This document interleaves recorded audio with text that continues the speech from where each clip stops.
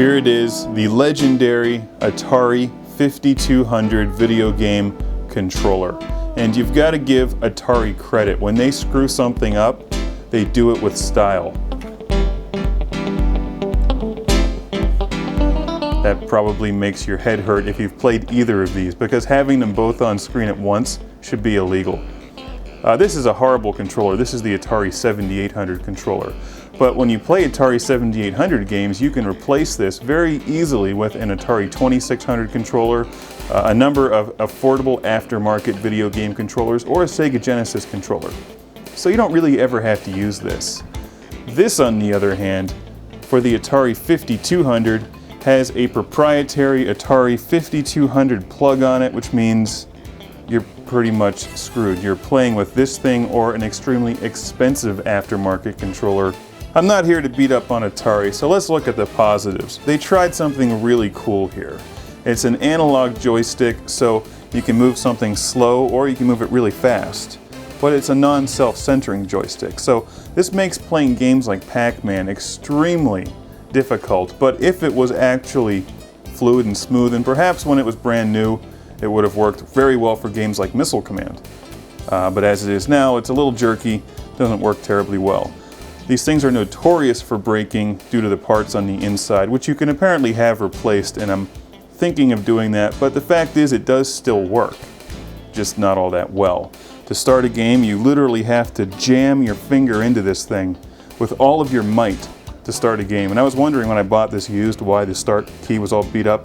That's why. You just have to take your thumb and shove it in there. If you think about it, this is actually a very advanced joystick for 1982. It has lots of buttons and it has a keypad, which you can get little things to put over the keypad for games. Some of them don't really say much.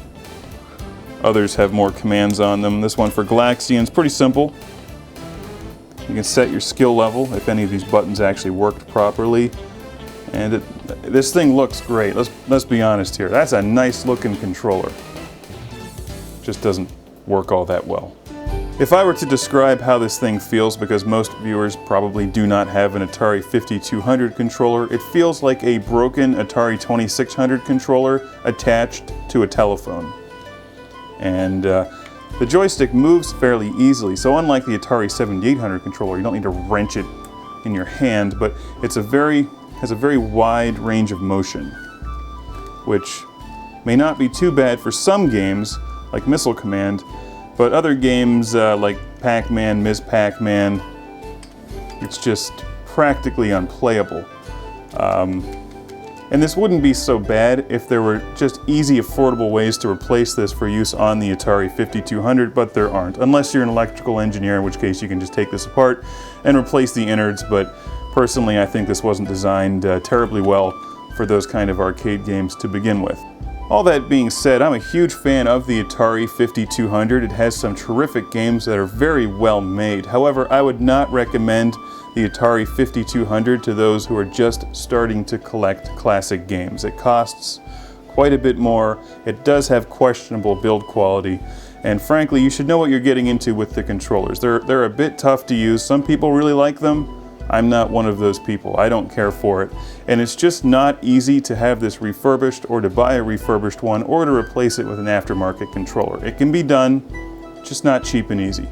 And maybe someday I'll have this refurbished when the start button quits working altogether. But as it is, it does work and I can play games. And it just takes a little while to get used to. You know, what are you going to do? When you want to play Atari 5200, frankly, you've just got to make a few sacrifices. Like finding the space to put this thing. It's larger than a Laserdisc player. Then again, that just makes it cooler.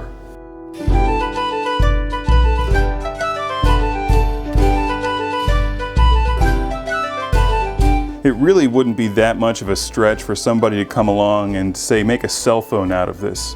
Because not only could you play video games with it, but you could also make phone calls. Oh wait, they've already done that. Whatever. This would be a lot cooler. Screw the iPhone. I want an Atari 5200 controller that can call people.